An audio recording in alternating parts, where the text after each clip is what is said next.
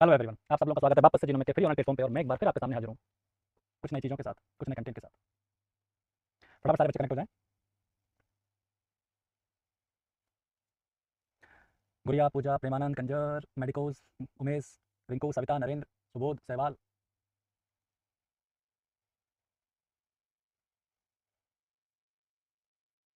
पुष्पा, आशा,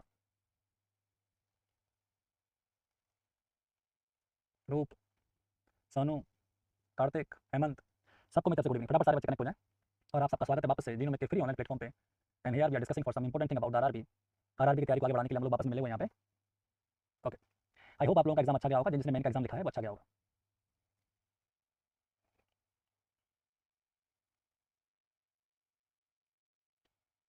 सबको good evening. Ram Ram भाई। ने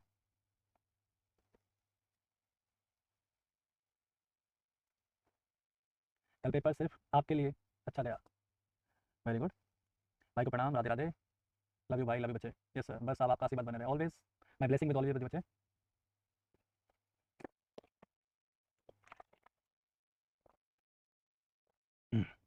करें स्टार्ट। चल। Good evening. Ganpat God bless बच्चे। तो जैसे कि आप लोग पेपर देखे आए, पेपर से आपको ये बात एहसास हो गया होगा कि आप जो एग्जाम लिखते हो, खासकर जब एग्जाम नॉट सेट का होता है, तो अत्र यत्र सर्वत्र वो चीज़ आपको ऐसी मिलती है कि आपको सब कुछ वही मिलता है जो पढ़ाया गया था और आगे भी पढ़ाया जाता रहेगा, याद रखिएगा। भाई की दरबार में आपका स्वागत है। ठीक है बच्चों। अजय कुमार, आप हमारे इतना सोचना पड़ता है बच्चे, क्योंकि जब तक सिलेक्शन होगा नहीं ना, तब तक कोई भी ऐसा बच्चा रह जाए जिसके सपने हो कुछ बनने के और न बन पाए, तो लगता है थोड़ा बहुत और प्रयास करके देखता हूँ, क्या पता बन जाए। वैसा है। और वो टीचर डे बहुत बढ़िया बच्चे। मंजू चौहान, जैसे कि आपको पता है 4 सेक्शन में हुआ था बच्चे। तो पीआर यादव के लिए तो बता दिया आपको, आरआरबी के लिए तो क्या तो पीआर यादव पढ़ो या भाई यादव पढ़ो, दो में से एक में से बाहर कुछ भी नहीं जाएगा। किताब पढ़ लोगे तो सिंपल क्वेश्चन कर दोगे, मेरी क्लास देख लोगे तो मुश्किल वाले कर दोगे। दोनों तरह के क्वेश्चन हो जाएंगे, पीआर यादव सिंपल वाले कर लेंगे और इसमें हम बड़े वाले कर लेंगे। ठीक है। चलो, आपका एग्जाम में बहुत मिस किया। 4 सेक्शन थे ना जहाँ तक लगता है। ओके, 4 सेक्शन थे पेपर में, आपको पता ही होगा, आप तो देखे आए हो। 4 सेक्शन में से एक सेक्शन में 40 क्वेश्चन थे, जिसमें से एक क्वेश्चन तो पूरा ओबीसी, एक क्वेश्चन तो पूरा ओबीसी का था और एक क्वेश्चन पूरा पीडियाट्रिक का था। आपको पता है ये बात, जो देखे आए वो तो जानते हैं। तो 80 क्वेश्चन तो सिर्फ 2 सब्जेक्ट, इसका नाम है एनसीएच। 40 सेक्शन के अंदर टीएचएन और साइकेट्रिक थी, ऐसा बच्चों ने जो बताया उसके हिसाब से बता रहा हूँ। तो टोटल 80 क्वेश्चन एनसीएच के प्लस 40 साइकेट्रिक और सीएचएन के, तो लगभग ये हो गए 40 से हो गए लगभग 120 क्वेश्चन। अब देखो 120 160 में से 120 क्वेश्चन की तो हम बात कर ही चुके हैं आपके सामने। 60 में से 120 क्वेश्चन का कंटेंट तो मैं दे चुका हूँ आपको, अलग अलग रूप में हमारे टीचर दे चुके हैं। तो इतना कंटेंट आपको दिया, ये बाकी का कंटेंट में एमएस आ गया और सब्जेक्ट आ गए। तो ये सारी चीजें जो हैं वो आपको ये बताती हैं कि आपका पेपर अच्छा गया, क्योंकि आया तो वही जो आपने पढ़ा हुआ है। ठीक है बच्चे, बिल्कुल। Ranjit, good evening sir from AIIMS Guwahati. God bless you. आपका जवाब नहीं बचे, नहीं जवाब तो है ही नहीं, कर अभी तो क्या है, जय हिंद सर बच्चे, जय जय हिंद नहीं, जय हिंद कहते हैं।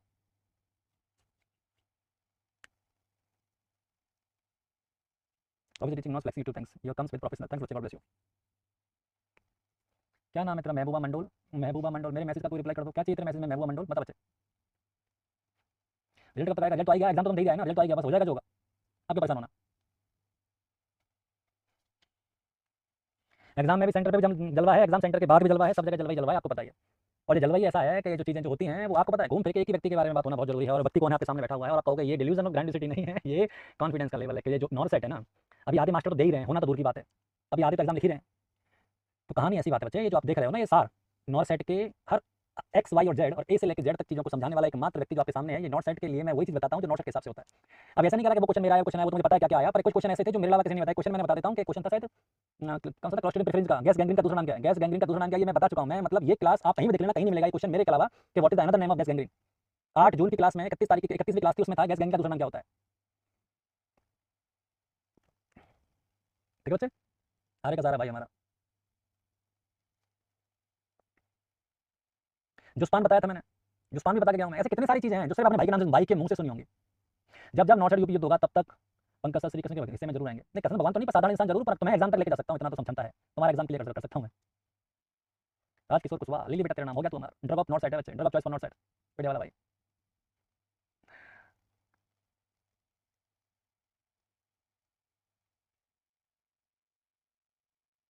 भाई अपने एक बार बोला था आगे जाकर कुछ दिनों में ऑनलाइन से दिनों में टेस्ट फॉर एग्जांपल यूट्यूब पर दिनों में भाई बच्चन जो कहता हूँ वही होता है, आगे कुछ और होगा। आगे कुछ और होगा, व्यक्ति नहीं बदले, चीजें बदलती रहती हैं, तो भी वही होगा जो कह रहे हैं। व्यक्ति इंपॉर्टेंट होता है, कौन क्या सब्जेक्ट पढ़ा रहा है इंपॉर्टेंट नहीं है, कौन पढ़ा रहा है इंपॉर्टेंट है।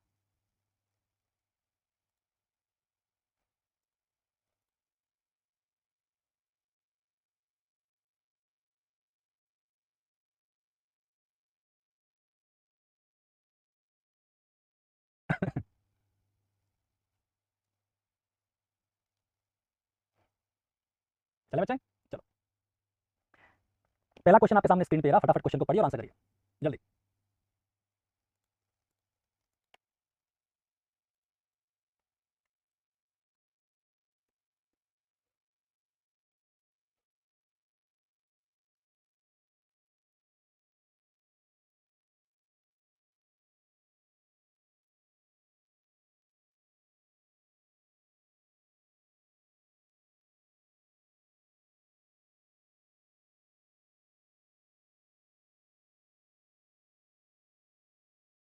फटाफट आंसर सारे बच्चे।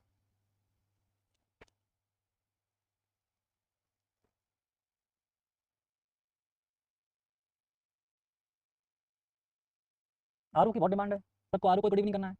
आरू बेटा इतने सारे गुड इवनिंग एक साथ कैसे करेगी? एक आध को तो छोड़ दे। चलो कोई बात नहीं, करो सबको गुड इवनिंग करो आरू, और तुम सब मिलकर गुड इवनिंग कर लो, ठीक है? क्योंकि तुम्हारा भी एग्जाम तो क्लियर हो गया सबके। ये काम बचा है, ये काम पहले कर लो तुम, है ना? पढ़ाई वढ़ाई होती रहेगी, आधों के मेंस निकल गई, आधों के आधार भी निकल जाएंगे, ऐसे लगे रहो तुम गुड इवनिंग करने में, माहौल बनाने में, ठीक है? कंटिन्यू कंटिन्यू क्या है यहाँ, तो क्या चलता रहेगा यार।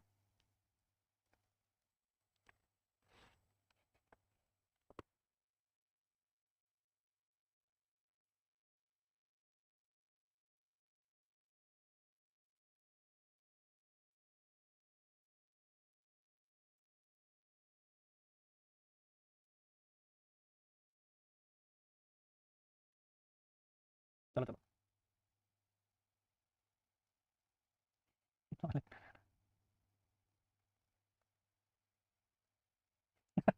ताड़ते।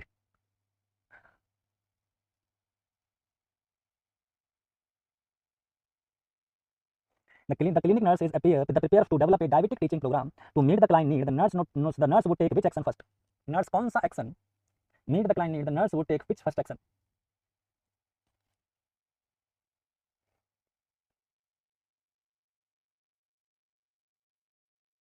एग्जाम आरआरबी का मिड दिसंबर में होगा शायद। सबसे पहले बात करते हैं कि ये जो नर्स प्रिपेयर कर रही है, डायबिटिक टीचिंग प्रोग्राम कर रही है, डायबिटिक टीचिंग के बताने के लिए क्लाइंट्स के need would first action, first कौन सा सबसे पहले नर्सिंग एक्शन लेना पड़ेगा? तो बताओ नर्सिंग एक्शन में सबसे पहले क्या लेना पड़ेगा?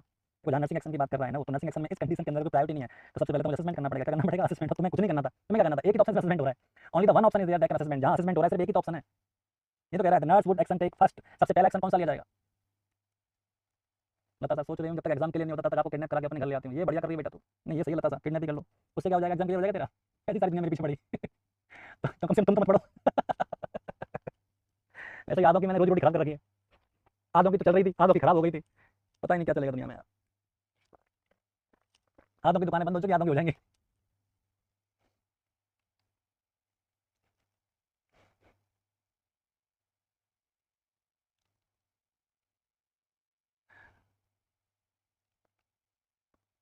Love you mom, God bless बच्चे। एक बोरी में तो नहीं आऊंगा मैं।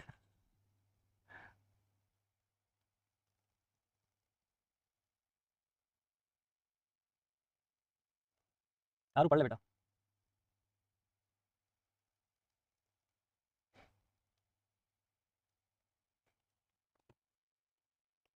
अब ensure the insurance will pay the participation for programme, बोला जो खर्चा लगेगा पार्टिसिपेशन का उसे इंश्योरेंस को पे करना पड़ेगा। इसी बात कंफर्म कर लीजिए कि इंश्योरेंस वाला पैसा देगा कि नहीं देगा। पैसे की बात सबसे पहली प्रायोरिटी है, बात तो सच है पर इसे क्लिनिकली नहीं मानते हम लोग। Discuss the focus of the programme with the inter professional team से डिस्कस करना इंटरवेंशन होता है, डिस्कस करना इंटरवेंशन होता है, इंटरवेंशन असेसमेंट के बाद आता है। इंक्लूड एवरीवन, सबको शामिल कर लो, जो आ रहा है टीचिंग में, सबको शामिल करने से होगा भी क्या? फैमिली को शामिल करना है या पेशेंट को शामिल करना है? सबको शामिल करना भी नहीं होता, इसका मतलब ये भी आंसर नहीं है, तो ऑप्शन के हिसाब से अगर मैं काट के चलो तो आंसर है ये। पढ़ा दो फास्ट प्लीज, जिसको जल्दी है वो निकल सकता है, मेरे पास से टाइम का इतना। 100 ऑप्शन के तो और बताओ, किसी और जल्दी पढ़ना हो तो। ठीक है बच्चे, चले आगे, चलो अगला क्वेश्चन आपके सामने स्क्रीन पे रहा, फटाफट क्वेश्चन को पढ़ो और आंसर करें सारे बच्चे, पोल की व्यवस्था करते हैं आपकी।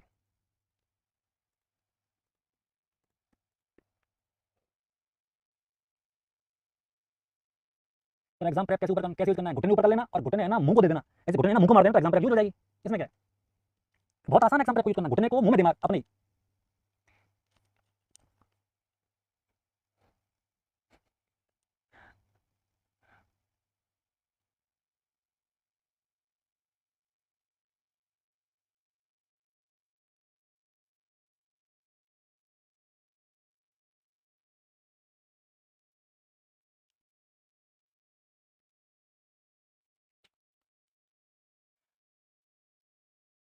खंगार सिंह राजपूत बड़े बच्चे।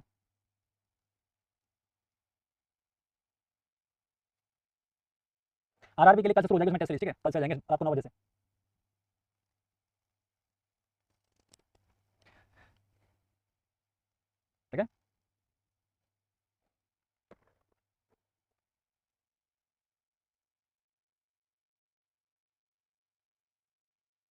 जितेंद्र, तू पढ़ ले और भी सारे बैच चालू हो जाएंगे तेरे। तुझे लग रहा है मैं बैच अनाउंस करता हूँ यहाँ?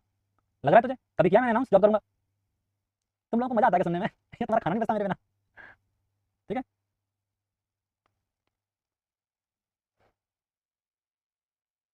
अर्षद वर्मा कॉलेज बच्चे, तो आपके हिसाब से ओआरएस का आंसर आपने जो दिया है वो 39% है। मेरी बात सुनना, सोडियम कंटेंट ऑफ द रेस्मोल यानी ORS dehydration solution for the मान नरिश चिल्ड्रन के लिए जो ओआरएस यूज में आता है उसके अंदर सोडियम की मात्रा थोड़ी कम होती है, उसमें का कंपोजिशन थोड़ा चेंज होता है।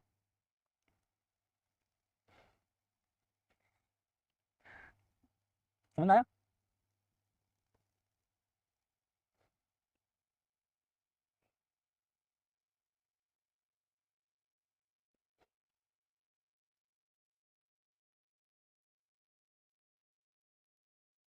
ध्यान सुनो, जो नॉर्मल ओआरएस होता है, जो ऑस्मोलर ओआरएस होता है, डब्ल्यूएच वाला ओआरएस कहते हैं, उसके हिसाब से नॉर्मल ओआरएस जो होता है उसमें 90 मिलीमोल पर लीटर होती है सोडियम की मात्रा।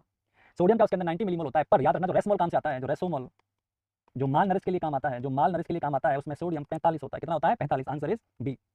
आपने खाली सोडियम में चेंज आता है, खाली सोडियम में चेंज नहीं आता, मैं थोड़ा सा बता दूं काम आएगा। पोटेशियम में भी चेंज आता है, इसमें पोटेशियम पता कितना था? डब्ल्यूएच के अकॉर्डिंग पोटेशियम की मात्रा कितनी थी बताओ? नॉर्मल ओआरएस के अंदर डब्ल्यूएच के हिसाब से कितना होता है पोटेशियम? मैंने पीआर तो पढ़ा, तो थ्योरी पढ़ ले वापस से, पीआर पढ़ा कर, ठीक है?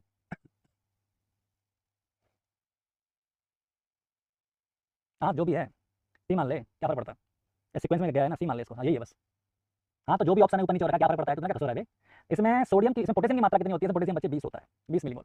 इसके अंदर 40 होता है। मान नरिश के अंदर पोटेशियम ज्यादा देते हैं, तो याद रखिएगा, तो 40 होता है ज्यादा मिलीमोल पर लीटर।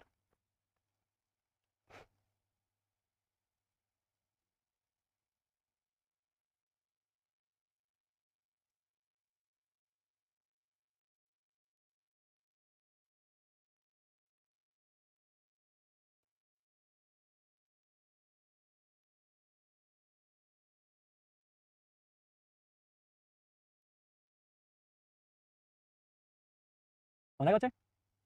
अरे मिलीमोल में पूछ रहा हूँ, मिलीमोल में पूछ रहा हूँ। 40 क्यों देते हैं ज्यादा? 40 इसलिए ज्यादा देते हैं, आपसे पूछा जाएगा कि मान नरिश वाले बच्चे को सबसे ज्यादा इंपॉर्टेंट जो इलेक्ट्रोलाइट होते हैं वो कौन सा होता है? एक तो पोटेशियम होता है और एक होता है मैग्नीशियम। पोटेशियम और मैग्नीशियम होता है। पोटेशियम क्या है? इलाज के दौरान भी देते हैं, इलाज के दौरान भी देते हैं, ड्यूरिंग ट्रीटमेंट और आफ्टर ट्रीटमेंट भी देते हैं। याद रखना, पोटेशियम की मात्रा मान नरिश क्लाइंट के अंदर एलआईसी की तरह होती है, जीवन के साथ भी और जीवन के बाद भी। तो एलआईसी यानी पूछा जाए कि माल न्यूट्रिशन का एलआईसी कौन होता है, तो माल न्यूट्रिशन का एलआईसी होता है पोटेशियम। यानी याद रखिएगा कि कौन है, जीवन के बाद भी और जीवन के साथ भी, मतलब ड्यूरिंग ट्रीटमेंट भी देते हैं और आफ्टर ट्रीटमेंट भी देते हैं। ड्यूरिंग ट्रीटमेंट भी देते हैं और आफ्टर ट्रीटमेंट भी देते हैं। क्या? पोटेशियम क्यों देते हैं? ड्यूरिंग ट्रीटमेंट देते हैं क्योंकि कम पड़ता है ये, क्योंकि बॉडी में सबकी कमी होती है, पोटेशियम की कमी ज्यादा ज्यादा होती है, तो पोटेशियम का सप्लीमेंट ज्यादा देना पड़ता है। इलाज के बाद भी देते हैं कि इसका कुछ रीजन क्या है? इसका रीजन है रिफीडिंग सिंड्रोम। क्या है इसका रीजन? रिफीडिंग सिंड्रोम। माल न्यूट्रिशन के अंदर रिफीडिंग सिंड्रोम पाया जाता है इलाज के दौरान, जिस वजह से आपको एक्स्ट्रा देना पड़ता है। क्या बच्चे? इलाज को ज्यादा स्मार्ट, हाँ भाई तू सही कह रहा, ये काम सही कह रहा तू। समझ आ रहा बच्चे? क्लियर? चलो अगला question. The next question screen, फटाफट इस क्वेश्चन को पढ़िए और आंसर करिए सारे बच्चे।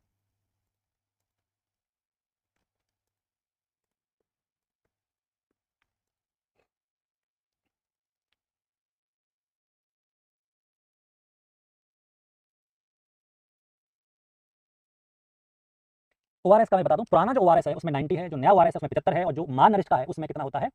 45। अब मेरी बात वापस रिपीट कर देता हूं, देखो ये जो ओल्ड ओआरएस है डब्ल्यूएचओ का उसमें तो 90 है, जो न्यू आ रहा है ओआरएस इसके अंदर 75 है, और जो जो मान नरिश के लिए आता है उसमें कितना है बच्चे? 45। कितना है? 45, सॉरी 45। क्लियर याद रहेगा? अब चलें, चलो अब करो इस क्वेश्चन को।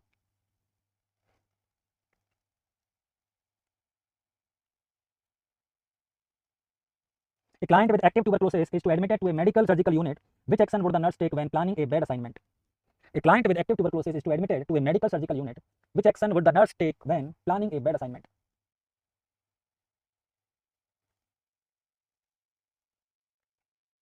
Tell to admitting officer send the client to ICU. अब ये बता मुझे, टीबी का पेशेंट एडमिट हुआ है मेडिकल सर्जिकल वार्ड में, आईसीयू में क्यों जाएगा? इतना कोई इमरजेंसी सिचुएशन तो है नहीं ना, लाइफ थ्रेटनिंग सिचुएशन है कि अभी मर जाएगा ये, तो आईसीयू वाला काम तो वैसे खत्म हो गया। आपका सही है सबका, अच्छी बात है, ठीक है। Place the client in private airborne infection isolation room, बिल्कुल, क्योंकि ये जो इन्फेक्शन है वो एयरबोर्न इन्फेक्शन होता है, ट्यूबरकुलोसिस का इन्फेक्शन एयरबोर्न होता है और ये फैलता ही एयर किससे है? और याद रखना, क्योंकि एक्टिव ट्यूबरकुलोसिस है, लेटेंट नहीं है, तो बहुत तेजी से फैलेगा और बहुत तेजी से फैलेगा, बाय एयरबोर्न रूट फैलेगा, इसलिए आपको एयरबोर्न का प्रिवेंशन लेना बहुत जरूरी है। इसलिए याद रखिएगा प्राइवेट रूम में और एयरबोर्न इन्फेक्शन आइसोलेशन रूम में इसको रखना है।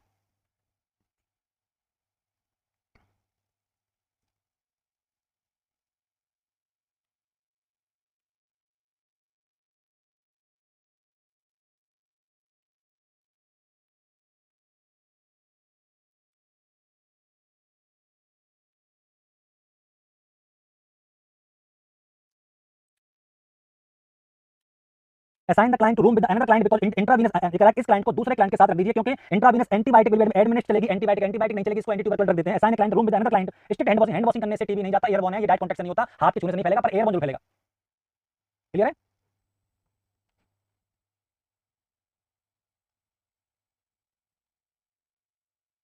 ये सब गॉड ब्लेस यू बच्चे।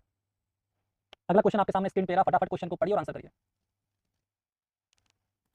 आपको लग रहा होगा कुछ क्वेश्चन इजी हैं, कुछ क्वेश्चन हार्ड हैं। मिक्सर है मेरे पास, कुछ चीज़ ऐसी है जो पहली बार सुन रहे हो और कुछ ऐसी हैं जो आपने पहले सुन चुकी हैं। सर सीएचओ ठीक है क्या? हाँ ठीक है, कई बार सीएचओ में भी नहीं होता, फिर भी पढ़ाते फिरते, क्या तो फिर भी ठीक है। अच्छा सीएचओ में हो गया तो कर ले जान भैया, कईयों को तो मिल भी नहीं रहा ये।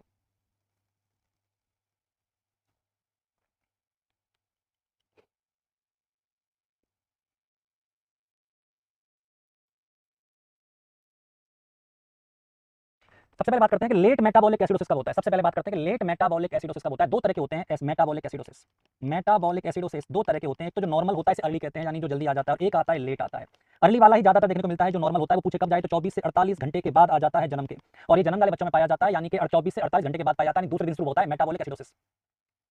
आप पूछेगा कि मेटाबॉलिक एसिडोसिस क्यों ज्यादा होता है, याद रखिएगा क्योंकि ये बच्चा 6 बार यानी 6 बार यूरिन पास करता है, और यूरिन सॉरी 6 बार ये बच्चा स्टूल पास करता है, और ये स्टूल पास करता है उसमें एक्सेसिव लॉस हो जाता है बाइकार्बोनेट का। ऐसा नहीं है कि बाइकार्बोनेट का अगर लॉस हो जाएगा तो बच्चे ये क्या हो जाएगा, एसिडोसिस हो जाएगा, जो नॉर्मल देखने को मिलता है। लेट वाला कब मिलेगा, लेट वाला 2 से 3 वीक के बाद मिलेगा, ये फर्क है। लेट वाला 2 से 3 वीक के अंदर बाद मिलेगा, ये प्री मैच्योर बच्चों में ज्यादा देखा जाता है। किन बच्चों में? जो बच्चे प्री टर्म होते हैं उनमें ज्यादा देखा जाता है, क्योंकि उसके अंदर जो बॉडी का जीआई सिस्टम है वो प्रोटीन को पचाने में उतना मुश्किल काम होता है, उतना अच्छे से डाइजेस्ट नहीं कर पाता। मैं दोबारा रिपीट कर रहा हूं, ये जो लेट मेटाबॉलिक एसिडोसिस होता है ये प्री टर्म बच्चों में ज्यादा पाया जाता है, क्योंकि इसके जीआई सिस्टम इतना इमेच्योर होता है कि वो प्रॉपर तरीके से प्रोटीन को डाइजेस्ट नहीं कर पाता। अगर बच्चा नॉर्मल वाली दूध पिएगा मां का, अगर बच्चा नॉर्मल मां का दूध पिएगा, ह्यूमन मिल्क पिएगा, तो उसके अंदर तो फिर भी बच्चे क्या होगा, उसके अंदर तो लगभग 1.1 ग्राम पर डीएल पाई जाती है प्रोटीन, इसमें तो प्रोटीन फिर भी कम पाई जाती है। पर जो काऊ मिल्क होता है उसके अंदर प्रोटीन ज्यादा होती है, लगभग 3.4 ग्राम पर डीएल होती है। और ज्यादा प्रोटीन अगर बच्चा लेगा तो उसकी किडनी पर ज्यादा बुरा असर पड़ेगा, किडनी पर बुरा असर पड़ेगा तो याद रखिएगा बॉडी से चीजें एक्सक्रीट होना कम शुरू हो जाएंगी, और इस वजह से बाइकार्बोनेट बॉडी से निकलेगा कहीं और से, और इस कंडीशन में से क्या हो जाएगा, मेटाबॉलिक एसिडोसिस। तो याद रखना किडनी अफेक्ट होती है किस वजह से, क्योंकि अगर प्रीटर्म बच्चा वैसे पचा नहीं पा रहा है और कौन सा मिल्क ले रहा है, काऊ मिल्क ले रहा है, काऊ मिल्क के अंदर प्रोटीन ज्यादा होती है, तो इसमें थोड़ा लेट शुरू होता है। लेट शुरू कब होता है, लगभग 2 से 3 वीक के बाद स्टार्ट होता है। सारी दुनिया में सीएचओ कॉन्ट्रैक्ट पे परेशान मत हो।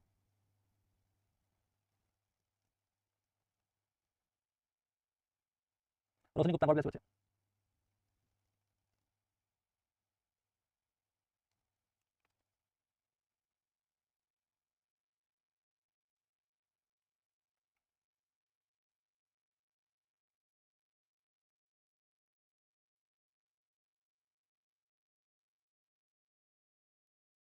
चलो अच्छी बात है, परमानेंट बढ़िया बात है। चलो बच्चे, तो इसका आंसर क्या जाएगा बेटा, इसका आंसर जाएगा प्रीटर्म बेबी हुआ था काऊ मिल्क, जो काऊ मिल्क ले रहा है प्रीटर्म बेबी, वो इसका आंसर जाएगा। लेट मेटाबॉलिक एसिडोसिस याद रखिएगा 2 से 3 वीक के बाद होता है, क्योंकि बच्चे से क्या होता है कि बॉडी से बाइकार्बोनेट का लॉस क्या हो जाता है ज्यादा, इसलिए क्या हो जाता है एसिडोसिस, याद रखिएगा।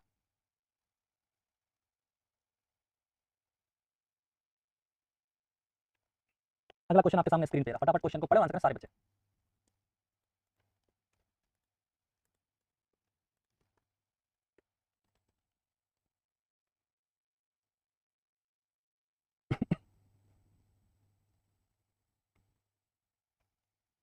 ये आरआरबी के लिए करा रहा हूं मैं स्पेशल। स्पेशल कैसे मतलब, आरआरबी में झाड़ू पोछा लगाने के लिए, नर्सिंग ऑफिसर का पढ़ाई रहा हूं मैं, अब रेलवे में झाड़ू लगाने के लिए तो मैं एग्जाम कैसे कर रहा हूं, रेखा Dwivedi?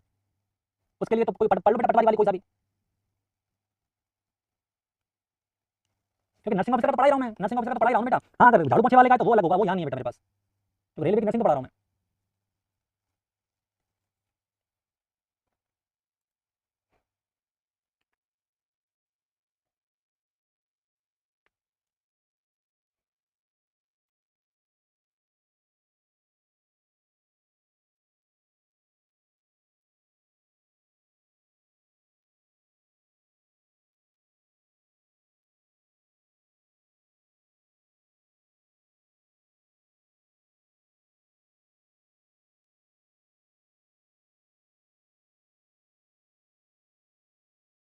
Client with diagnosis of depression, कईयों को डिप्रेशन है, लोगों ने इस डिप्रेशन से बचने के लिए डिफेंस मैकेनिज्म यूज कर रखी है। मतलब पता है क्या डिफेंस मैकेनिज्म, पता है कौन कौन से कई लोग यूज करते हैं, प्रोजेक्शन, अपनी नाकामी का श्रेय दूसरों को देना, इसे कहते हैं projection.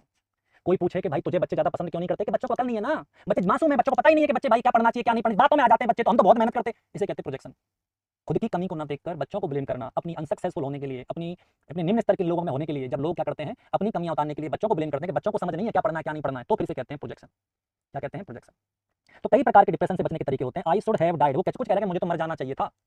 I always have been failure, मैं तो हमेशा फेलियर रहता हूं। The nurse would make big therapeutic response to client, ऐसा कौन सा है, ऐसा कौन सा है जिसको देखकर आपको लग रहा है कि थेरापेटिक रिस्पांस की कैटेगरी में आएगा?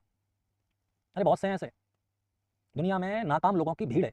नाकाम मतलब नाकाम ही मान लो, मतलब लाइफ में कुछ खास बड़ा किया है नहीं अब तक लोगों के पास। फिर क्या करते हैं लोग? फिर लोग ढूंढते हैं कमियां, फिर ढूंढते हैं किसी और की चीज़ों में, किसी और की सफलता को डिमोटाइज करने के लिए, कम करने के अलग अलग रास्ते देखते हैं कि भाई ये रास्ता है, इस आदमी को नीचे करें कैसे भी। आदमी ना होता नीचे, आदमी बहुत ऊपर है। और कुछ ना होगा तो तुम तो होगे, तुम तो सदा रहोगे ना। तुम कहाँ जा रहे हो? सिलेक्शन होने के बाद भी पढ़ोगे, तो मुझे पता है। सिलेक्शन हो जाओगे तो एमएससी के लिए पढ़ोगे, एमएससी हो जाओगे तो ट्यूटर के लिए पढ़ोगे, ट्यूटर हो जाओगे तो कलेक्टर के लिए पढ़ोगे। पढ़ना तुम्हें है ही, तुम हो, तुम्हें बात ही क्या है। I see lot of positive thinking. मैंने तुम्हें बहुत सी अच्छी चीज देखी, तुम मरने की कोशिश मत करो, बहुत बढ़िया आदमी हो तुम। बोला मैं मरूंगा। बोला कितना अच्छा, तू कितना अच्छा आदमी, तेरे बाल देख यार, कितना बढ़िया बाल है, तेरी हाइट देख, कितनी अच्छी तेरी हाइट है, तुझे किस बात का डिप्रेशन? मस्त है, मेरे को देख, मेरे तो हाइट भी नहीं है। ऐसी बातें उसे मत समझाओ, वो ऑलरेडी डिप्रेशन में है। ऑलरेडी किसमें है? वो डिप्रेशन में, ठीक है।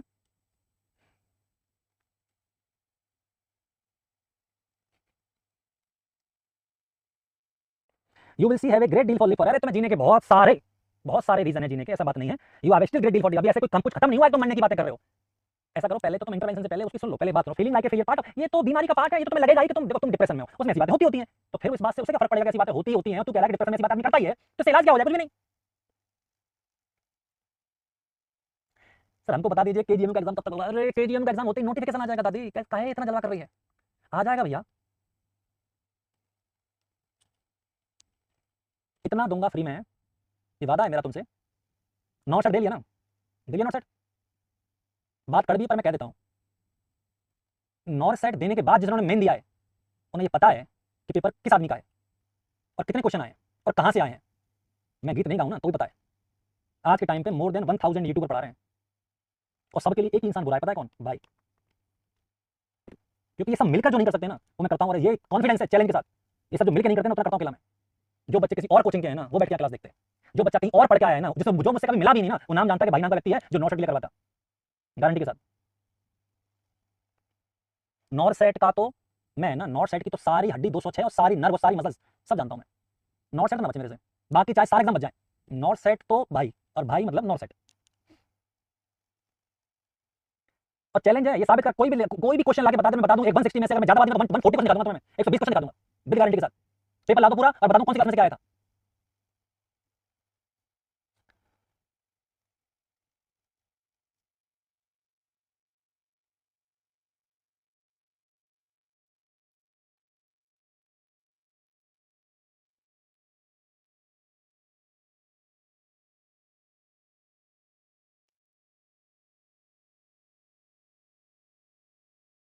You have been feeling like a failure for some time now. You have been, तुम्हें कब से अपना फेलियर फील लग रहा है? For some time now. Now it is a open ended question.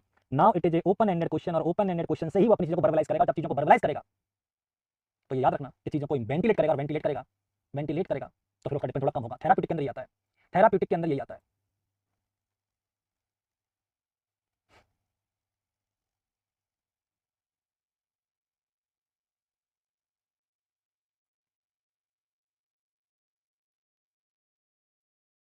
Clear बच्चे? चलो, अगला क्वेश्चन आपके सामने स्क्रीन पे है।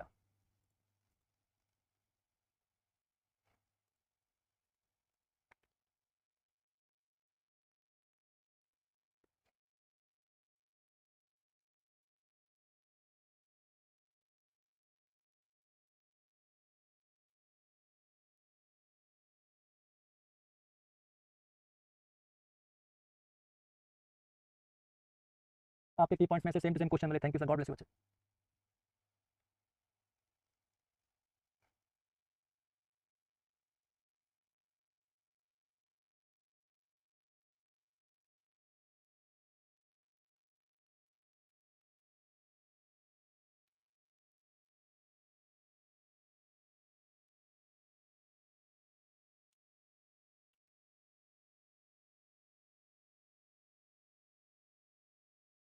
राधा वल्लभ श्री, तू उसको बताने आया कि तू बेचने आया है? हर दूसरी लाइन में कमेंट कर रहा है। तो वो अच्छा पढ़ाते हैं, मान लिया अच्छा पढ़ाता होगा, पर तुझको बेचने आया है किधर? मैंने खरीद लिया, जा 700 रुपये घंटे में, डन। और बता, और खरीदना है? ऐसा लग रहा है बेच रहा है उसको। अच्छा है, अच्छा है, भेज देना।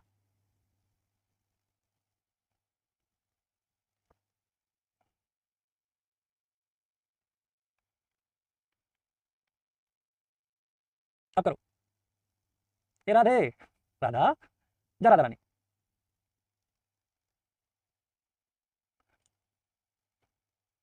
150 रुपये देगा? 150 नहीं, 150 नहीं, 700।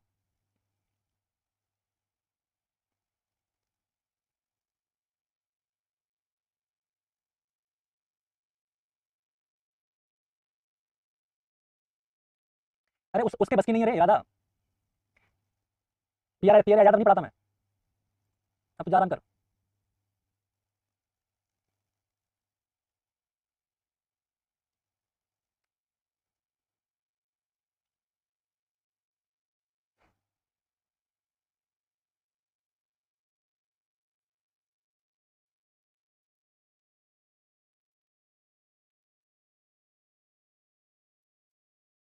देखो, how staff nurse prepare a normal saline from the 10% dextrose. 10% dextrose से कैसे? देखो इस क्वेश्चन के हिसाब से देखो, इतना तो कंफर्म है कि इसमें मुझे बनानी है नॉर्मल सलाइन 10% डेक्सट्रोज से। तो देखो इसके अगर मेरे पास कोई ऑप्शन का आंसर नहीं भी है, अगर मेरे पास किसी कोई इसमें मेरे पास कोई आइडिया नहीं है कि भाई कैसे बनेगा, आइडिया नहीं है इसका, फिर भी क्वेश्चन सॉल्व कैसे होगा? इस क्वेश्चन का कोई भी आंसर नहीं।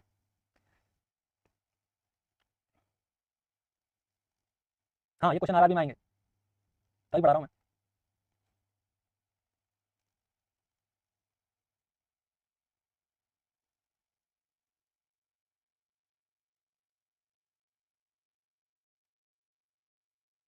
थोड़ा थोड़ा नेगेटिव चीजों को पढ़ाई पे ध्यान दो। हम्म, ध्यान सुनना। अगर मैं 20 ml 10% क्या ले लूं डेक्सट्रोज और 80 ml क्या ले लूं नॉर्मल सलाइन, तो नॉर्मल सलाइन की कंसंट्रेशन यहां ज्यादा होगी। अगर मैं 60 ml लूं डेक्सट्रोज और 40 ml लूं तो इसके कंपेयर में कंसंट्रेशन कम होगी। अगर मैं 40 ml लूं क्या लूं 10 और 60 ml नॉर्मल सलाइन, तो इसकी कंसंट्रेशन देखो, मतलब सब एक ही कंसंट्रेशन सबसे ज्यादा है, उससे कम सी की है और उससे कम बी की है, और देखो 80 ml D10 और सिर्फ 20 ml है नॉर्मल सलाइन, तो इसकी कंसंट्रेशन सबसे कम है, और जिसकी कंसंट्रेशन सॉल्यूशन सबसे कम बन रहा है, होती 0.9% है नॉर्मल सलाइन, इसका मतलब जो सबसे कम कंसंट्रेट होगा वो थोड़ा सा ज्यादा आइडियल होगा कंपेयर टू दूसरों के। मेरी बात सुनो, इसमें किसी क्वेश्चन का कोई आंसर नहीं है। आपने कहा क्वेश्चन बनाया क्यों? एम्स 07, अब आपने कहा सर 2007 में पीजी एंट्रेंस, आपने कहा आएगा, पीजी के 10 क्वेश्चन आ चुके हैं पहले अलग अलग एग्जाम में, तो आपको ये क्वेश्चन ऐसा नहीं लगे क्वेश्चन गलत है, क्वेश्चन गलत नहीं है।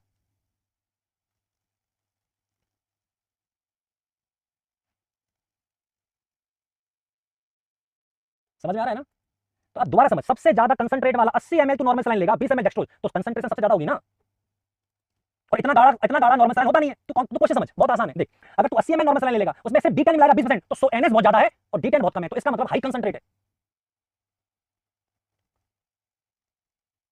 अरे इसमें बता रहा हूं, दोबारा सुनो। तो 80 ml है तो समझ मेरी बात सुन, तुझे चाहिए पतला सा रंग, तुझे पतला सा रंग चाहिए, तो आपने कहा ठीक है नॉर्मल सलाइन में नमक मान ले, नमक मान ले कि तू अगर इसको मान 80 ग्राम नमक लिया और 20 ग्राम लिया डेक्सट्रोज, तो नमक ज्यादा होगा ना, तो हाई कंसंट्रेशन नॉर्मल सलाइन होती नहीं है, वो आइसोटोनिक होती है, तो सबसे ज्यादा कंसंट्रेट इसकी है। यहाँ 40 ग्राम नॉर्मल, यहाँ 40 ग्राम नमक है और 60 ग्राम एग्जांपल बता रहा हूं, और 60 ग्राम ग्लूकोज है, तो यहाँ कम है, यहाँ कितना है 60 ग्राम नमक है और 40 ग्राम क्या है डेक्सट्रोज, तो इसकी सेकंड नंबर पे हो गई। यहाँ कितना था 80 ग्राम, यहाँ कितना था 60 ग्राम, यहाँ कितना है 40 ग्राम, सबसे कम कहां है यहाँ, तो सबसे पतला वाला नॉर्मल सलाइन का होगा आंसर, यहाँ जो सबसे पतला होगा वही नियर बाई होगा 0.9% के। जो लो जितना लो होगा वो नॉर्मल सलाइन से उतना ज्यादा मैच करेगा।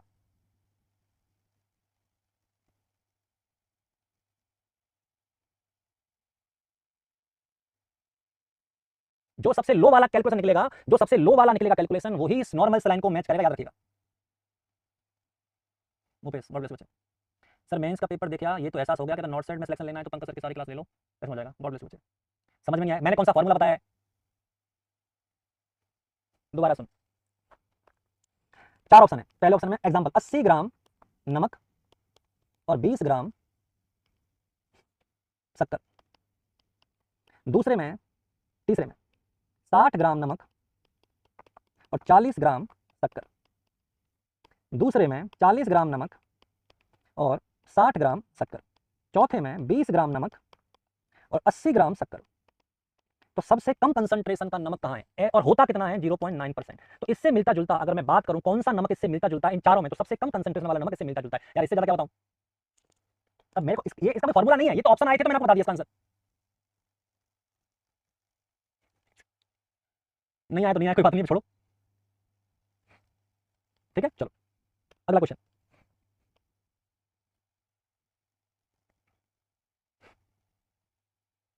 बढ़ेगी ऑस्मोलेटिटी, ऑस्मोलेटिटी तो सामने बढ़ गई है क्या? उससे ऑस्मोलेटिटी बढ़ेगी नॉर्मल सलाइन से?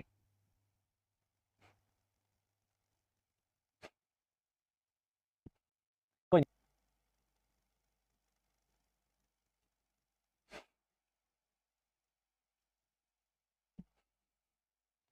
कोई नहीं बच्चे।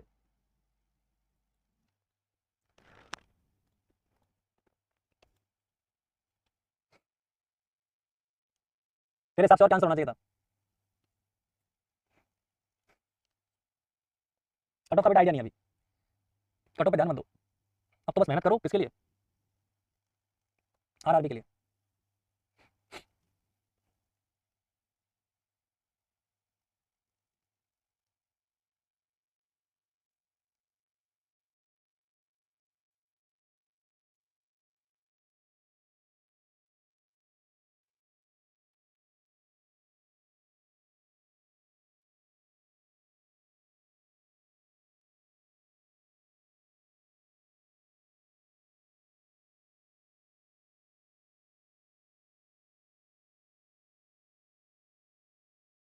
यार तो बढ़िया आरआरबी के लिए।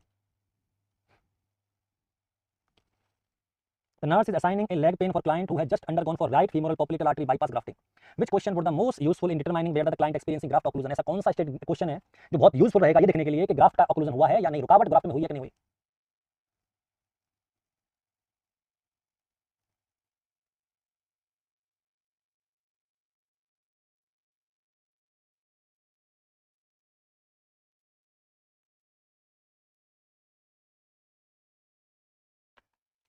कई दिनों कई सालों की नींद जलानी पड़ती है कुछ ख्वाब पूरा करने के लिए, ऐसे नहीं मिल जाती कोई चीज। सालों महीनों की नींद जलानी पड़ेंगी तब जाके कुछ ख्वाब पूरे होंगे। और तुम सच बताओ, अगर तुम इस एग्जाम के बाद भी तुम नहीं सुधर रहे हो ना, तुम्हारा एग्जाम जो प्री में नहीं हुए और जिनको मस्ती आती है all time negative comment environment देखते हैं, सिंसियर हो जाओ बच्चों, इतना समय नहीं है तुम्हारे पास, समय निकलता जा रहा है, समय निकलता जा रहा है। इस भागदौड़ से दूर रहिए। कौन सा मास्टर कैसा है क्या कर रहा है, जहां से पढ़ना है वहां से पढ़ो। पर मेरी मानना है पढ़ो ना आप एक से ही, मुझे मैं नहीं करा, मेरे से पढ़ो, पर जो आपको अच्छा लगता है वहां से पढ़ो, पर पढ़ो आप एक से ही। जितना कंफ्यूज हो गए बच्चे उतना दिक्कत ज्यादा होगी फ्यूचर में, क्योंकि सबके पैटर्न अलग होते हैं पढ़ाने के। कुछ क्वेश्चन कोई अलग तरीके से करवाता है, कुछ क्वेश्चन गलत तरीके से करवाता है। चार क्वेश्चन के अगर आपने आंसर गलत भी सुन लिया तो वो क्वेश्चन के आंसर आपके अनकॉन्शियस माइंड में चले जाते हैं, और आपके अनकॉन्शियस माइंड में जाने के बाद चाहे आपने कहा हमें फर्क नहीं पड़ता, तो भूल गए, भूले नहीं। जब आप आंसर सामने देखते हो तो आपके अनकॉन्शियस माइंड में जाता है। जब एग्जाम में सेम क्वेश्चन आता है तो वो अनकॉन्शियस माइंड से पीछे से उसमें चौंच मारता है कि ये सी टिक कर, सी टिक कर, जबकि लॉजिक कह रहा है कि बी आंसर है, पर अनकॉन्शियस माइंड उसको सी टिक करवाएगा बार बार। तुम वही करोगे जो दिमाग कहेगा, लॉजिक को साइड में रख दोगे और जो अंदर से आभास आ रहा है उस आभास के साथ टिक कर दोगे, और आभास इसलिए आपको गलत आ रहा है क्योंकि आपने उसका आंसर गलत सुना था। इसलिए मैं आपसे कहता हूं, मैं ये नहीं कह रहा, मेरा ही देखो, बिल्कुल मत देखो, प्रिपेयर करके वहां से देखो जहां से एक जना देख रहा है, क्योंकि इतना आसान नहीं है। तुम इसको अपना मजाक में तुम चीजों को लेते हो ना, कुछ टीचर ने ये कहा, उस टीचर ने, काम छोड़ो, देखो लोगों का काम है, आप ऊपर जाओगे तो लोग आपकी टांग खींचेंगे, ये सत्य है। इसमें तो कोई दो राय नहीं है कि आपकी टांग खींचेगी। अगर आप ऊपर जा रहे हो तो लोग आपको पीछे से बैक पुलिंग करेंगे, ये आदत है लोगों की, क्योंकि आपकी सफलता किसी से नहीं दिखा रहे, भाई से सफलता नहीं देखी जाती, साथ वालों से क्या दिखी जाएगी या पड़ोसियों से क्या दिखी जाएगी। दुनिया में किसी से कुछ एक्सपेक्ट मत करो, चीजें चलती रहेंगी, कौन क्या है क्या नहीं है इन चीजों पर ध्यान मत दो। तुम्हारा काम है स्टूडेंट पढ़ाई करना है, तुम पढ़ाई करो। देखो जितना तुम उस बात को सीरियस ले, तुम उसको बात को मजाक में ले रहे हो ना, ये सच में मजाक के लायक बात नहीं है। तुम हंसते रहते हो ना कमेंट बॉक्स में, तो मुझे कई बार लगता है क्या ये अपने घर वालों को नहीं देख रहे, अपने घर वालों की तरफ नहीं देख रहे। तुमको बता दिया घर वालों ने शायद तुम्हारे लिए 4-5 हज़ार किसी से उधार भी लिया होगा, 1 लाख तुम्हारे किसी से उधार लिया होगा, जिसे उधार लिया रोज गाली देता होगा पता घर पे आके, या सपोज करो उधार नहीं लिया होगा, अपना पेट काट के देख रहा होगा। किसके घर वाले इतने पापा के पास 4 जोड़ी कपड़े का 5 जोड़ी कपड़ा नहीं है, बेचारे मेहनत करके अपने पेट काट के आपको पढ़ाते, फिर भी आप लोग क्या करते हो, सारे ऐसे करते, सारे काम करते, मस्ती करते, मजाक करते, पढ़ाई नहीं करते। मजाक भी ठीक है, मजाक कोई प्रॉब्लम नहीं, हंसना भी जरूरी है, मैं खुद हंसाता हूं, पर पढ़ना बहुत जरूरी है भाई यार। इतना तो सोचो तुम कम से कम, तुम जो कर रहे हो, तुम जो कर रहे हो सही रास्ता नहीं है, सच में सही रास्ते पे नहीं हो तुम। थोड़ा सा कृपया करके सीरियस हो जाओ। लाइफ में इतनी असफलताओं के बाद भी सीरियस नहीं हो रहे, पता है, घिस घिस के तुम पता कहां पहुंच गए। अब तुम्हारे पास 2 से 3 साल बचे होंगे मात्र, और ऐसे तुम करते रहना 2 से 3 साल तुम ये निकालते रहे बातों में, तो फिर बहुत मुश्किल हो जाएगी, फिर कुछ नहीं होगा। कौन टीचर कैसा था कैसा नहीं था, उसने इसके बारे में क्या बोला, उसके बारे में क्या बोला, ये एग्जाम में कोई नहीं पूछता। और कोई कुछ भी बोले, तुम्हें तुम्हारा तो कॉन्शियसनेस है ना, तुम्हें तो पता है ना कौन क्या पढ़ा रहा है, उस पर ध्यान दो, बस पढ़ाई करो यार। तुम्हें क्या करना किसी से, ये तो चलती रहेंगी। ये कोचिंग तो पॉलिटिक्स का बाहर है। कोचिंग जो है ना राजनीति का अड्डा है, कुछ भी नहीं है। कोचिंग धंधा है, मैं फिर कह रहा हूँ, सिर्फ धंधा है, इसके अलावा किसी से किसी को कोई लगाव नहीं है। मार्केटिंग है, आओ बेच के जाओ, पढ़ा दो बेच के जाओ, उसकी टांग खींच लो, उस पैसे बच्चे कम कर दो, उसको बच्चे बढ़वा दो। अरे कुछ नहीं होता इनसे, बच्चा जिसको पढ़ना है वहाँ पढ़ेगा। तुम क्या, मैं तुम्हारे घर बुलाने आता हूँ, शादी का कार्ड देने आता हूँ, हल्दी पीली चाल बांटने आता हूँ, जब तुम भीड़ आते हो, डायरेक्ट 2 जाते हो, तो मैं क्या तुम घर पर पीली चाल बांटने आया, तो नहीं आया था ना। सिंपल सा फंडा है, आपको लगता है इसका कंटेंट आता है एग्जाम में तो पढ़ते हो, नहीं आएगा तो नहीं पढ़ोगे, इसमें क्या है, इसमें बहुत सीरियस बात कुछ है नहीं। भारत परिवार तुझे मरी मजे लग रहा है इसमें, बहुत सही बात है। अब मैं कह रहा हूँ कितना भी समझा लो, पर समझोगे नहीं ना, बस यही प्रॉब्लम है।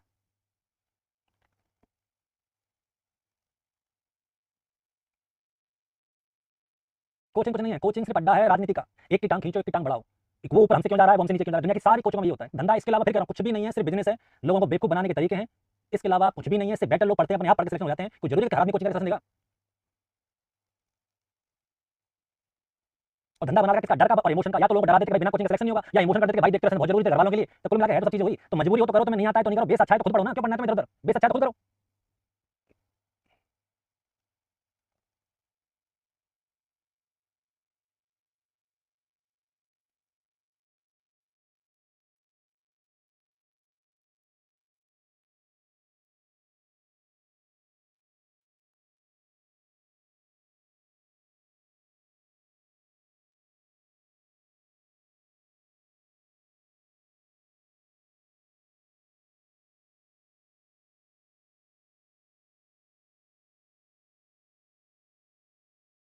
पुष्पेंद्र मेरी मेरी नहीं दे पाएगा तू, मेरी थोड़ी ज्यादा है, तेरी रेंज के बाहर है, और तेरी शकल देख के लग रहा है तू अफोर्ड भी नहीं कर पाएगा, तो तू दूर है। तू लग भी बहुत मध्यम लो मध्यम परिवार से रहा बेटा, तेरे लिए तो फ्री पढ़ा रहा हूं मैं, ठीक है पुष्पेंद्र, तेरे जैसा को तो फ्री पढ़ाता हूं मैं यहाँ, तू मस्त रहे। बाकी तू मेरी मेरी देख नहीं पाएगा, ज्यादा है।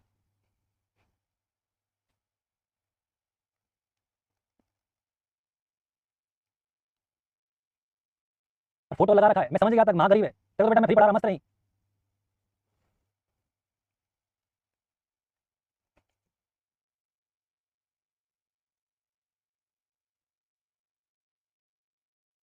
ये ले, द नर्स इज बाईपासिंग, अब ये कह रहा है कि जो बाईपास किया है, समझिए,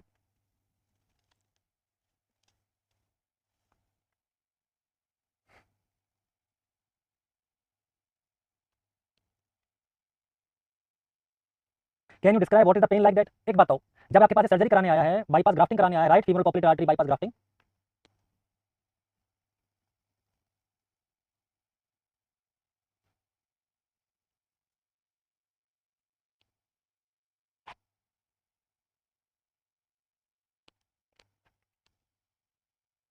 देखो अगर कोई इलाज के लिए ग्राफ्टिंग के आपके पास आया तो उसको पहले से पेन होगा, तो उसको पहले से पेन होगा ना, समझिए, can you rate the pain, तो पेन तो उसको प्री ऑपरेटिव भी था, और पेन ये कह रहा है डिस्क्राइब पेन, वो भी did you get relief from the last dose of pain medicine, can you compare this pain the fail you, देखो इसको बाद में भी पेन होगा, ऐसा नहीं कि पोस्ट ऑपरेटिव पेन नहीं होगा, पर मुझे बताना है कि पहले ज्यादा पेन हो रहा था कि अब ज्यादा पेन हो रहा है, मुझे बताना था कि पहले ज्यादा पेन हो रहा है कि अब ज्यादा पेन हो रहा है, ये वाला आपको बताना है। इसके लिए आपको डिफरेंशिएट करना है एक्सपेक्टेड पोस्ट ऑपरेटिव पेन में, जो इंडिकेट करता है कि ऑक्लूजन हुआ है, क्योंकि अगर ग्राफ्ट में रुकावट हुई तो उसको सेम वैसा पेन होगा जो प्री ऑपरेटिव पेन था। अगर देखो पहले भी ग्राफ्ट, पहले भी फीमोर जो आर्टरी थी वो बंद थी, तब पेन हो रहा था, तो मैंने ग्राफ्टिंग कर दी बाईपास। अगर इसके बाद वापस बंद हो गई तो पेन वही लेवल का होगा ना जो पहले हो रहा था, तो उसको इतना पूछ लेना कि पोस्ट ऑप पेन बराबर है क्या प्री ऑप पेन से। अगर दोनों दोनों पेन बराबर लेवल के हैं तो फिर ये मान लीजिएगा कि जो ग्राफ्ट है उसमें ऑक्लूजन हो गया है, आंसर इज डी। अगर दोनों पेन बराबर आ रहे हैं इसका मतलब है प्री ऑपरेटिव पेन भी पोस्ट ऑपरेटिव पेन के बराबर आ रहा है, इसका मतलब कि ग्राफ्ट के जिस वजह से डाला था कि रास्ते में रुकावट थी, अब रुकावट की वजह से ग्राफ्ट डाला, वापस से ग्राफ्ट में रुकावट आ गई, तो पेन उतना ही होगा जितना पहले हो रहा था, पेन उतना ही होगा जितना कि पहले हो रहा था, ठीक है।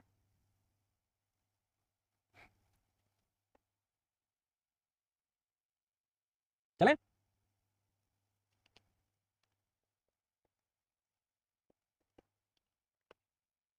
अगला क्वेश्चन फास्ट पढ़ो।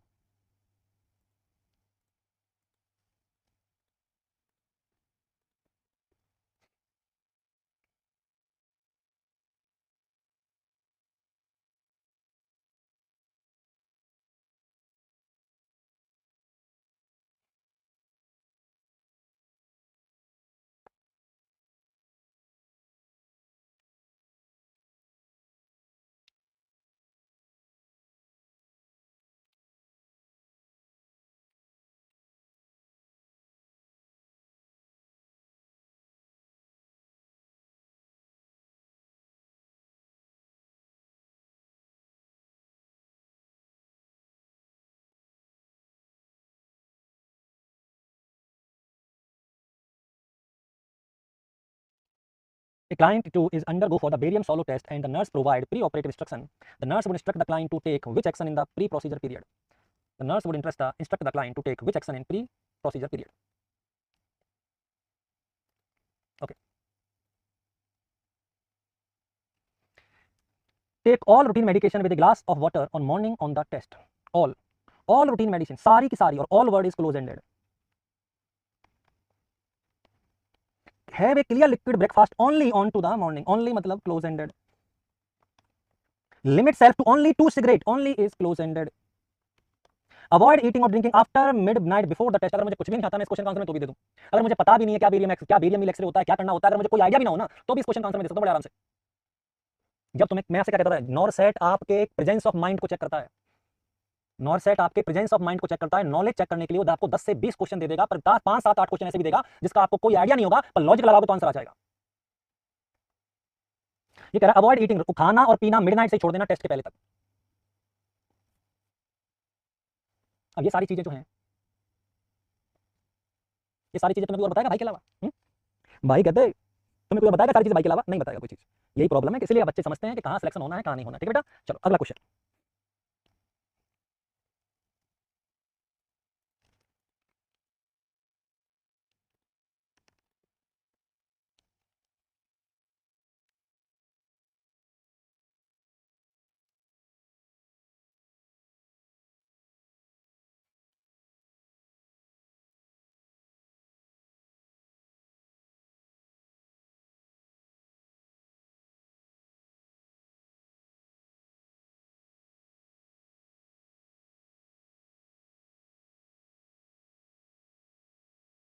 A pregnant client tell the nurse that she felt wetness on her periped and that she found some clear fluid.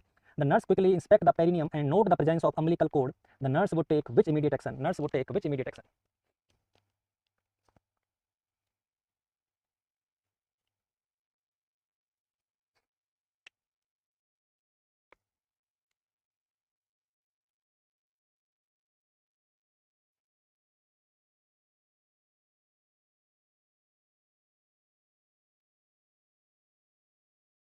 देखो, कोड प्रोलेप्स का मामला है, आपको समझ में आ गया होगा क्योंकि पेरिनियम एरिया में note the presence of umbilical cord, इसे केस कहते हैं कोड प्रोलेप्स का। अब कोड प्रोलेप्स का पहली प्रायोरिटी आपको पता है, नी चेस्ट पोजीशन देते हैं, ट्रेंडल वर्ग देते हैं, तो नी चेस्ट तो नहीं है हमारे पास, क्या मिल गया? ये तो सबको पता है, आंसर का मैं डी कर देता हूं। बट अब थोड़ा सा मैं इस बात को और चेंज करता हूं, थोड़ा चेंज करते हैं, ठीक है। सबसे पहले डी करेंगे एक नंबर पे। अब मुझे बताओ इन तीनों में से दूसरे नंबर पे क्या करेंगे? इन तीनों में से दूसरे नंबर पे क्या आएगा? एक पे तो आ गया डी, अब डी के बाद क्या करेंगे? फर्स्ट पे तो डी है, सेकंड पे कौन सा स्टेप होगा? जल्दी बताओ। The second step will be, the second step will be, जल्दी बताओ सेकंड स्टेप कौन सा होगा? डू इट फास्ट, जल्दी बताओ, जल्दी बताओ। आंसर है दूसरे पे होगा notify primary health care worker, उसको बुला लीजिए एक बार।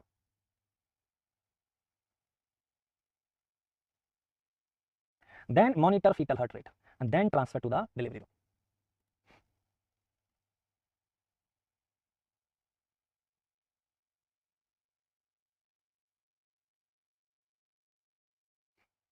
ऐसे करेंगे, बताओ।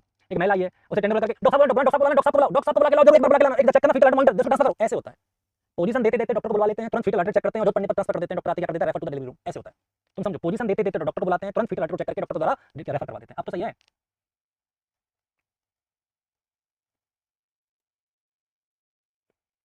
अगला क्वेश्चन आपके सामने स्क्रीन पे, फटाफट क्वेश्चन को पढ़ो, आंसर करें।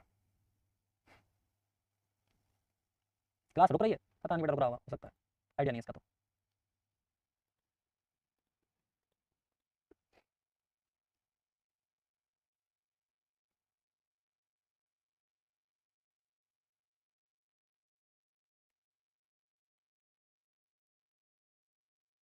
बताओ फटाफट।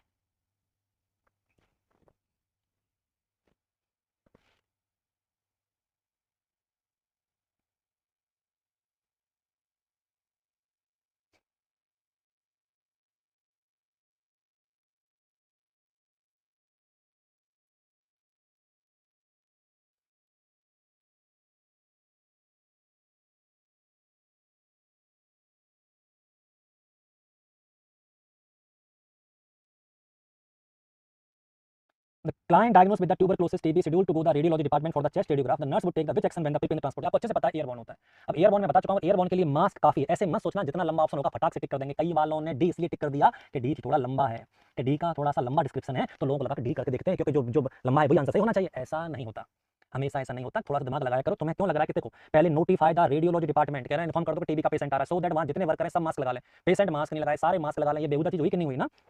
पहले क्लाइंट को मास्क लगाना जरूरी है, तुम बड़ा देख के आंसर टिक करना करो। ऐसे काम नहीं चलते भाई। सर मास्क तो है इसमें, गाउन और ग्लव्स पहना दूं, काय को पहनाना, इतना एक्स्ट्रा गवर्नमेंट सप्लाई में वैसे भी नहीं आता, only mask sufficient. Answer is a. Clear?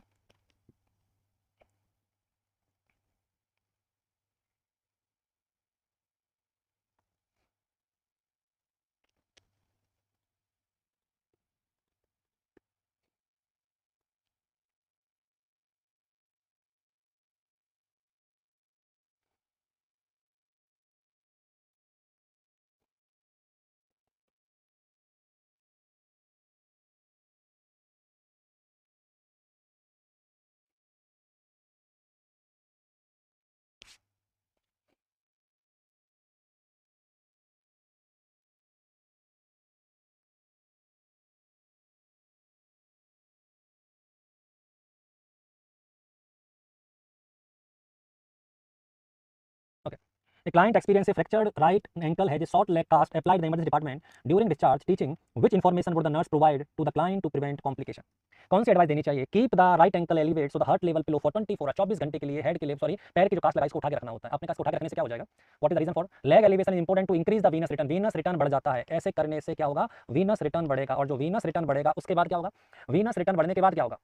Oedema के चांसेस कम हो जाएंगे, और एडिमा के चांसेस कम हो जाएंगे उससे क्या होगा? एडिमा के चांसेस कम हो जाएंगे तो कंपार्टमेंट सिंड्रोम के चांस कम हो जाएंगे, कंपार्टमेंट सिंड्रोम के चांस कम हो जाएंगे, और कंपार्टमेंट सिंड्रोम के चांस हो जाएंगे। वही तो मैं चाहता हूं कि सिंड्रोम ना हो, क्योंकि ये मेजर कॉम्प्लिकेशन होता है। क्या होता है? Major complication of fracture. तो कॉम्प्लिकेशन होता है तो वो नहीं होगा, तो हम चाहते हैं ऐसा हो। तो आंसर ये तो सही है। एक्सपेक्ट एक्सपेक्ट मतलब होगा ऐसा, तो बर्निंग एंड टिंगलिंग, बर्निंग और टिंगलिंग नॉर्मल कंडीशन में नहीं होती, थोड़ा गर्म लगता है वो बात सच है, हीट लगती है वो सच है, पर burning and tingling sensation indicate the nerve damage, ये बताएगा या तो नर्व डैमेज हुई है, या तो बच्चे क्या होती है नर्व डैमेज होती है, या फिर इस्चेमिया होता है, यही कंडीशन को बताता है कि नर्व डैमेज और इस्चेमिया है और ये एक्सपेक्टेड नहीं होता, तो ये तो आंसर गलत है। अरे समझ में आ रहा है ना? आपने कहा weight bearing on the right leg allow the once cast field, मतलब कास्ट रुक जाए तो उस पे वजन लेना शुरू कर देना, नहीं आप नहीं कह सकते, डॉक्टर फॉलो अप के बाद डिसाइड करता है कि उस पे वजन लेना है या नहीं लेना है, तुम एडवाइस नहीं कर सकते कभी भी, क्लास रुक रही है सर क्या करूं बेटा, रुक रही तो मैं तो पढ़ा तो रहा हूं, trim the rough edges, rough जो जो उसके एजेस हैं उन्हें कट कर दीजिए, तो कट करने के बाद जो कास्ट के टुकड़े हैं वो अंदर रह जाएंगे कास्ट में, और फिर स्किन से टकरा कर स्किन से फ्रिक्शन करके उसको डैमेज करेंगे, तो कट करने के बाद जब ड्राई कट होने के बाद आप उसे कट करोगे तो कुछ टुकड़े अंदर ही, आप कास्ट के किनारे काटोगे तो कुछ तो गंदगी अंदर जाएगी ना, और वो गंदगी कास्ट उसके बीच में आ गई तो स्किन डैमेज हो जाएगी, इसलिए नहीं करते हैं, याद रखना काटते नहीं है, टेप लगाते हैं, इसे पैटलिंग कहते हैं, बताया था मैंने लास्ट क्लास में बताया था कि पैटलिंग कहते हैं।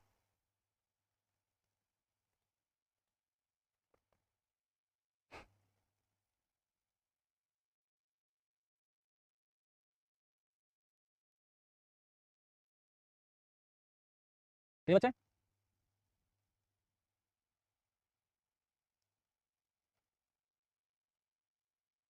चलें अगला क्वेश्चन आपके सामने स्क्रीन पे, फटाफट क्वेश्चन को देखो और आंसर करें।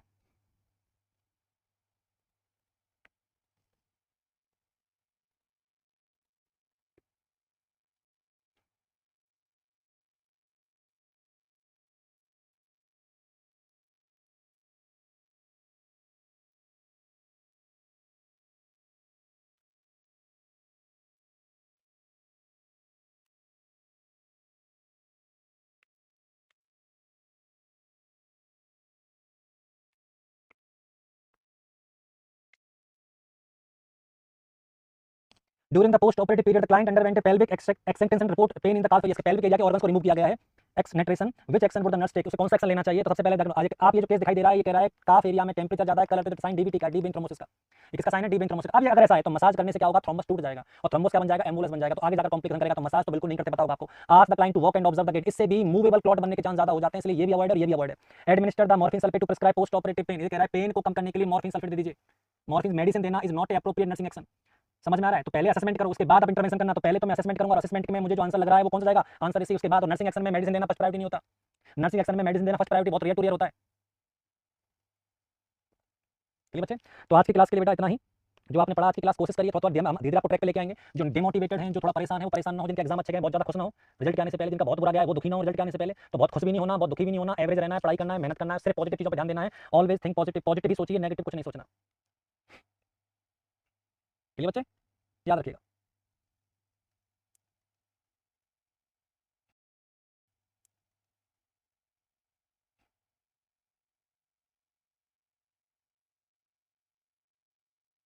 चलें ओके, जाते आते दो लाइन अर्ज करते हैं आप लोगों के लिए, ऐसा फरमाइएगा एक साथ, कभी ये दुआ है कि उसे मिल जाए सारे जहां की खुशियां, कभी ये दुआ है कि उसे मिल जाए सारे जहां की खुशियां, कभी ये डर कि वो खुश मेरे बिना तो नहीं, कभी ये तमन्ना कि बस जाऊं उसकी निगाहों में, कभी ये तमन्ना कि बस जाऊं उसकी निगाहों में, कभी ये डर कि उसकी निगाहों को किसी ने देखा तो नहीं, कभी ये ख्वाहिश कि जमाना हो दीवाना उसका, कभी ये ख्वाहिश कि जमाना हो दीवाना उसका, कभी ये वहम कि वो किसी और को मिला तो नहीं, कभी ये आरज़ू कि वो जो मांगे मिल जाए उसे, कभी ये आरज़ू कि वो जो मांगे मिल जाए उसे, कभी ये डर कि उसने मेरे सिवा कुछ मांगा तो नहीं।